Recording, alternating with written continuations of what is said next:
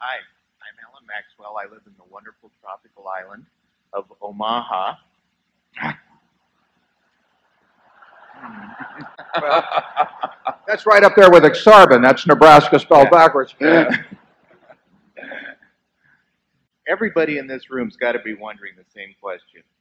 Who, in your opinion, both of you, is the next Warren Buffett?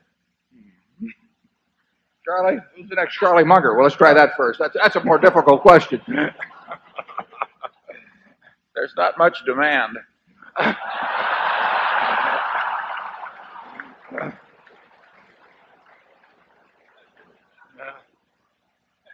I don't think there's only one way to succeed in life, and our successors in due time may be different in many ways, and they may do better.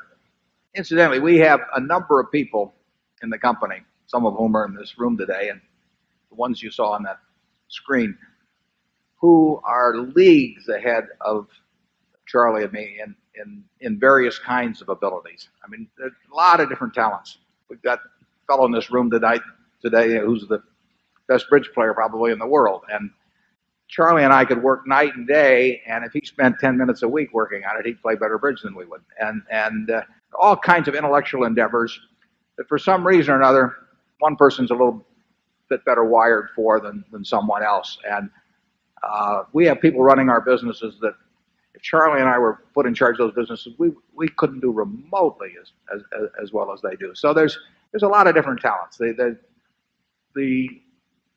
two that we're responsible for is keep able people who are already rich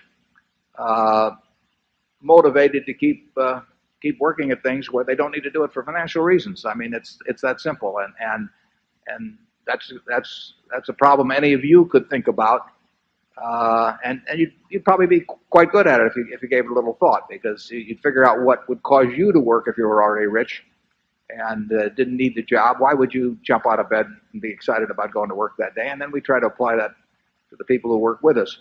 Secondly, we have to allocate capital.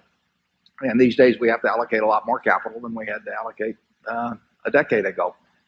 That job is very tough at present. Sometimes it's very easy. And it will be easy at times in the future, and it'll be difficult at times in the future. But there are other people who can allocate capital, and we have them in the company. Charlie, you have any?